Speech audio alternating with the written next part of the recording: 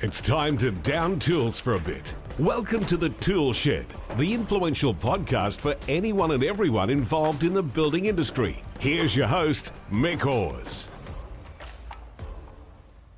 Hey folks, welcome to another episode of the ToolShed. If this is the first time you've listened to this podcast, why? Why is it the first time? You should have been listening to it for ages. It's crazy. What we do on this podcast is we are always looking for something that is going to make a builder's life easier.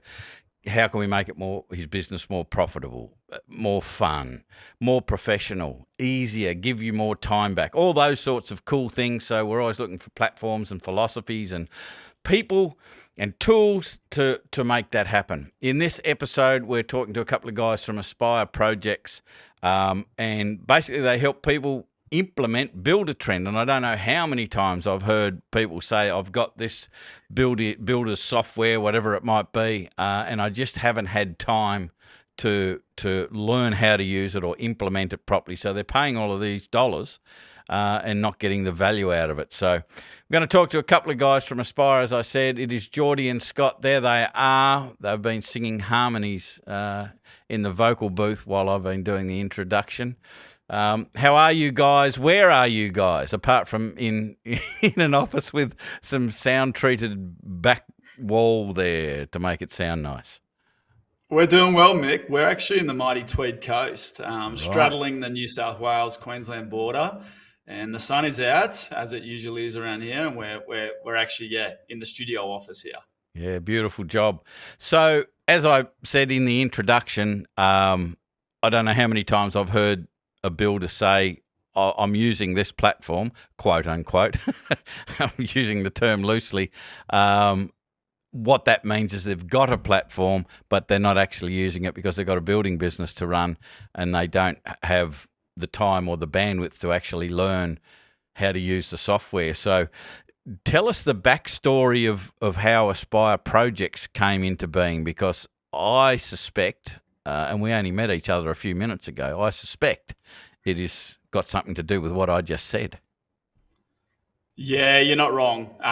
Probably heard the same thing personally about 7 or 8 years ago, that we've got this program. I mean, Builder Trend's like 20 years old. It's a pretty established program. We could sit here and debate about which, software is the best out there to run a job in construction. But we went straight to, well, we've got a platform.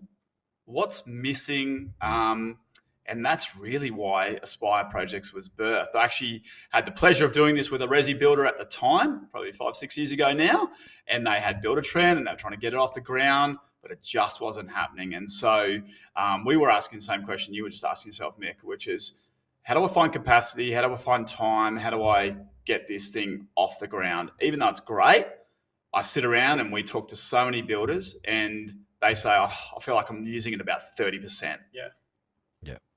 So I wouldn't mind going just a little bit further back with this story, because this stuff fascinates me. What is the background for both of you, and sort of how did you come together to put together Aspire Projects? What's that story? Yeah, I come from a background of operations management, so big teams, Mick, working with lots of numbers, lots of financials, and really getting in there for systems and processes. So been in that space for about 10 years. And then when I met Scott, he'd identified a pretty decent gap in the market. He was in, a long time in construction before that. And we started working on solving that problem. So bringing those skills together. I'll let Scott. Yeah. Perfect. I'll get coming back to you. Oh, Scott. sorry, Mick. I didn't know you were going to say something. No, just to back it up there, when Geordie and I met, so there was a really good synergy of skill sets. I'd come from a history in the trades and managerial roles inside construction, and was always quite familiar with the processes on site specifically.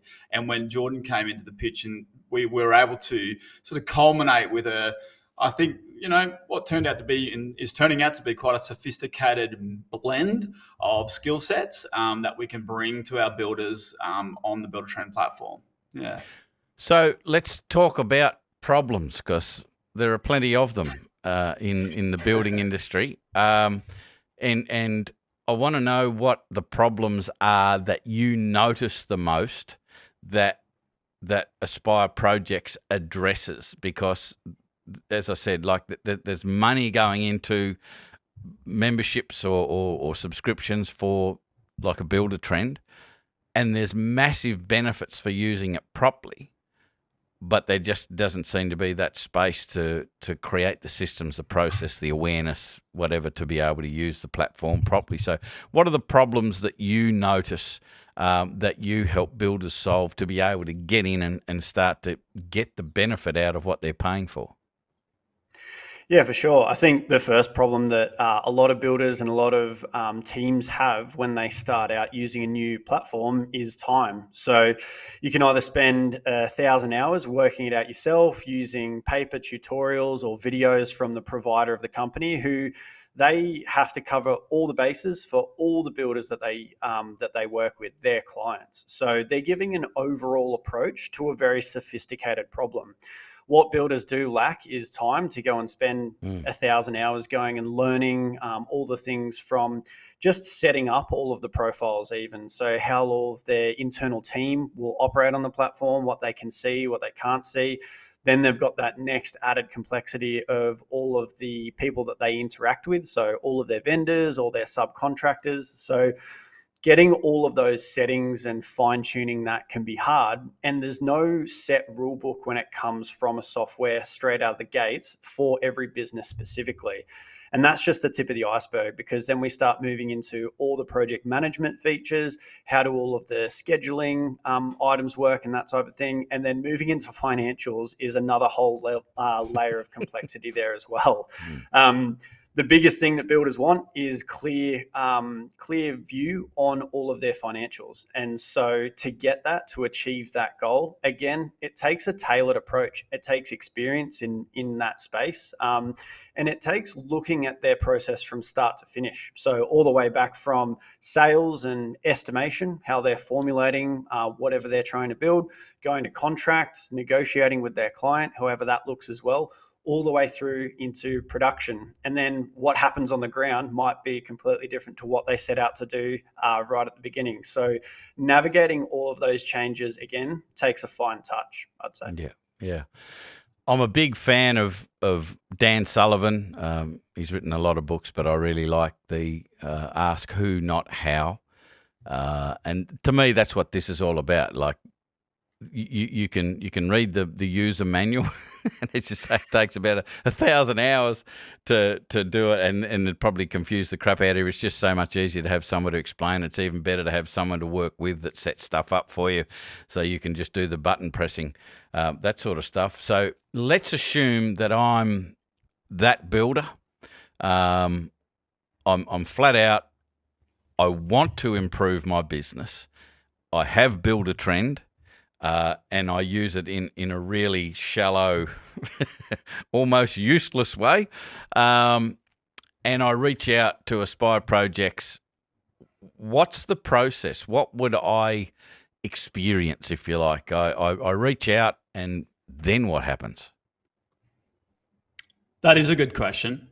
Because we know from the outset that every single business is very unique, down to the way that they interpret GST, through to the control they may or may not have over a subcontractor or even over their team. Mick, we've worked with teams that are just 2 guys, right through to our biggest client's got 120 staff. So we bring a very detailed macro session, we like to call it, which is a exploration of what they're currently doing well and what they're not doing well on the platform. Because a lot of the time the builder won't know where they need to be performing more on the platform. They're actually leaning on us and our guidance to actually bring them to that understanding. It's the old, you don't know what you don't know sort of thing going on. So what they do when they turn up with us is we've already had some form of a conversation about what we offer in that space, and we've got a range of different offerings depending on the complexity of the implementation, and we only really offer implementations. So we do a fully comprehensive A to Z everything builder trend that this particular builder is going to use in their business. And so on that first session, we dive into what areas are performing, what areas aren't, and what their expectation on builder trend is. So the difference for us is we're not riding a unicorn and thinking that builder trend's the best out there. It's graded. But we would always refer to it as the best of the bad bunch, because builders need different platforms to do different things. So we provide that Aussie layer, I suppose, that wonderful layer in the middle between our good friends over in the US who designed this program back in 04, 02 or something, and the implementation on the ground for the program. So what we do at the start is that expectation that what do you really want to get out of builder trend and what's possible? Because one of the things that we always try and get through to our clients, our builders, is that you want to make sure you know that what you're expecting can actually occur in the platform. I think a lot of the time when you don't know the limitation of a project management software, that is actually more hampering than knowing what it can do. So we provide the what it can't do and work back from there to make sure that all the can do's can occur. That's what we do at the start. Yeah. Beautiful. Just when you were talking about expectations, well, just one little thing I noticed, you said you do the thing from A to Z. So that just indicates your age a little bit, because I've noticed that some of the younger people who have been watching a bit too much American TV in Australia are saying A to Z. What's wrong with these people? Come on. It's not how we roll here. Anyway, back to the actual question, which was about expectation, and I think that's a really important concept to unpack a little bit. What are the various expectations that builders have that they come to you with? And I want to unpack this question from the perspective, I think, that potentially a builder might come to you with a certain expectation, but if they've listened to us have this conversation, it may help them understand that, I could expect more, or maybe I'm expecting too much. Maybe I think this is going to happen all overnight, and Geordie and Scott are going to do everything for me, and I won't have to do a thing, and they won't even charge me, and it's just going to be wonderful. So what are the expectations that you've experienced, sort of from minimum expectations to maximum? Hey, I'm Mick Hawes from Builders Business Black Belt, and I hope you're enjoying this episode of the ToolShed podcast. I've got something super exciting I want to share with you. We've got a place that's got a whole bunch more free resources to help you with your building business. In fact, there's a whole other podcast that gives you specific training that will help you get more free time, more profit, and more enjoyment from your building business. And it's called, funnily enough, the ToolShed. It's free to join, and it's full of other success-focused builders. And I invite you to join us in the ToolShed, where you can ask me questions and get guidance and support from other successful builders. Just click the link in the description to join, and I'll see you in there. I hope you enjoy the rest of this podcast. Sure. I think one of the first filters that we see is how our builders engage their clients. Yep. So that is such a large spectrum. And coming from a project management background, we know that there are stock standard fixed price contracts. We know that there are cost plus contracts. We know that there are very complex AS4000 contracts with superintendents and percentage of works completed style clauses inside those contracts. So the first and probably the biggest layer is, how is this builder going to engage their client? That really sets up the tone for how we set their builder trend account in motion. And some of these clients, keep in mind, Mick, they're coming to us after they've been using the platform for 4, 5, 7 years. Was one of our clients. So they've certainly buried some bad habits in there, and it's up to us to sort of go and dig in and find those. But I think that one of the biggest ones is, how are you engaging your client, and how do you expect to use builder trend to engage that client? Are you going to have them on the platform? Really good client portal, by the way, on Builder Trend. So are you going to engage them, or are they never going to see this? Are they on site more than they're on their couch, on their phone, looking at the app? So those types of filters are probably the biggest ones that come up straight off the bat. And then the second one would be their expectation of financials. So understanding exactly where their accountant is in this mix, what their bookkeeper does and doesn't do. All of those little, like Buildertrend has all these tentacles that when you get on the platform, it's got to reach into all those areas and they actually all talk to each other. So we're trying to provide the central hub of that decision making so that builders are informed about, if I make this decision right up here in the water source, what's it going to do downstream when it comes to allocating a bill or interpreting a budget? That's probably the big ones that come to mind is, how we engage our client and how do we want to view our reporting and who's going to have eyes on the reporting. Is it a boardroom full of shareholders like we have for some of our franchises, or is it the husband and wife team who needs to basically know those reporting figures to be able to submit better BASs in the future? Who knows? But basically, they have a very big spectrum there of how they want to finish on the platform. Yeah, very cool.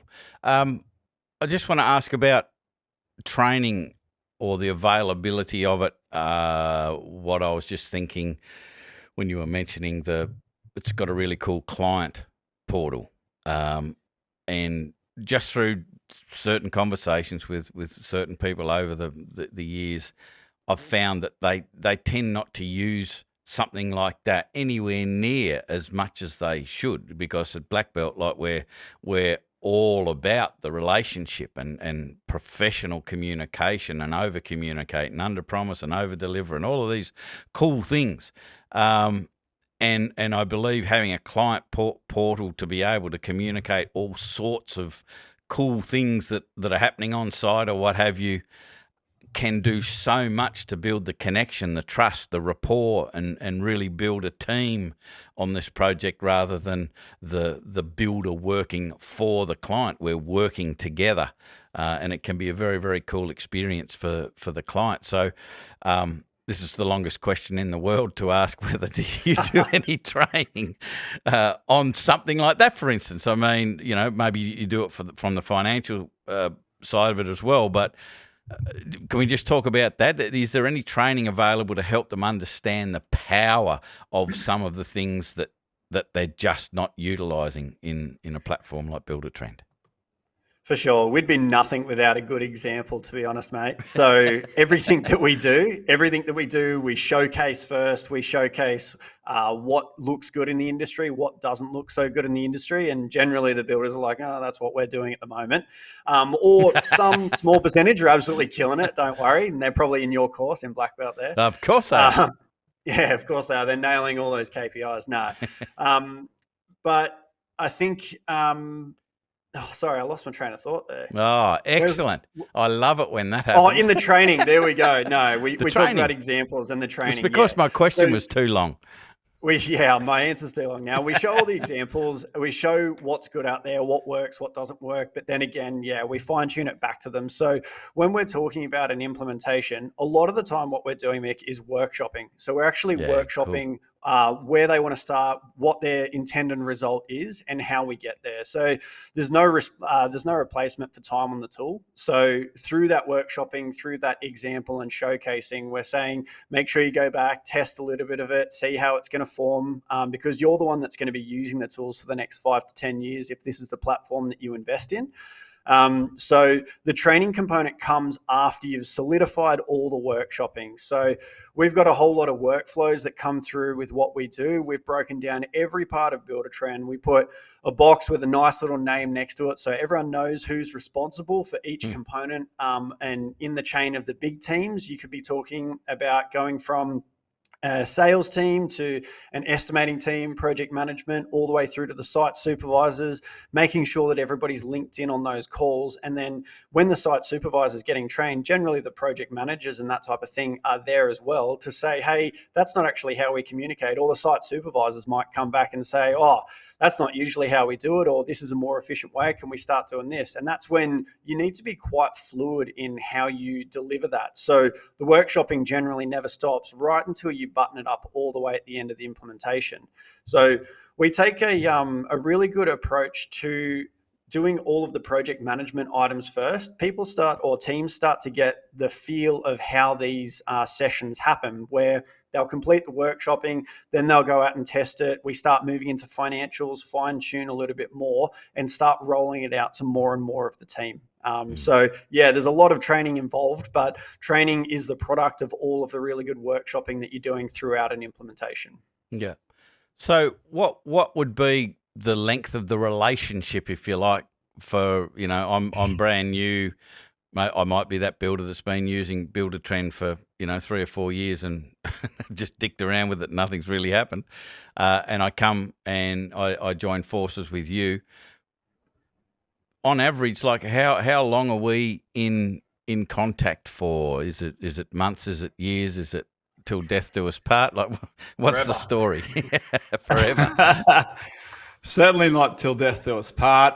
We typically average for most of our foundational implementations, which are geared at the custom residential market. We basically working between 6 to 18 weeks for that range or that cohort. And then a strategic implementation, which is geared at larger teams with a little bit more complexity. Sometimes we're spending 20 to 26 weeks with those, Mick. But what we're providing after that implementation is a range of, we like to call it aspire care. We basically hold the hand right the way through to, we believe that they're using the platform at the dedicated 85% or more, and they're thoroughly impressed with how they're performing on the platform. So, we like to spend a fair bit of time. We don't want it to be years. Sometimes clients need those check-ins, of course, and we're our team's skillful enough to dip into the assessment of an ongoing large contract. Some of our builders are doing crazy, cost plus $19 million gigs on the platform, and they'll go for 3 years. And so having a look over the shoulder and encouraging that is pretty important. The other thing we see is, as that team might grow, or they might get new people on, or they need either further training for their clients or their subcontractors, they'll also be tapping on our shoulder to tap into that as well. Yeah. Cool. Lead us through the process of, like, how we get started. What's the front door to your business? What's the best way for someone who is on Builder-Trend, or is even wondering what platform should I use? They might want to have a conversation with you. What's the entry point, and what can we expect? What are the experiences along the journey when they reach out to chat with you? For sure. We try and make it easy as possible, Mick. Generally, we find either builders are referring us to other builders, or Builder-Trend themselves might be referring our services to them as well. But they can just go straight to our website and book any time that works for them. So generally what happens there is we have a call where we explain exactly what we do. We ask the builder what they want to get out of it, and then pretty much go from there. That's when we can showcase all of our different offerings, depending on what level of builder they are, again, what complexity they want to get out of it. If they want to introduce tools like Takeoff, Builder-Trend Takeoff, the estimating tool, and that type of thing into an implementation, and then keep moving. Yeah, absolutely brilliant. That's excellent. I've really enjoyed this conversation. It's great to know that people are out there sort of contributing to the cause of making the building industry better and more professional. And there are tools out there, but unless the people are using the tools correctly, it kind of really doesn't make much difference at all. It just creates an additional expense and a bunch of frustration. So thanks very much for being on the show. Is there anyone else in the office just at the moment? I just wanted to ask that question. Is it just you two guys, or is there somebody out in the office? Not in this office, but remotely.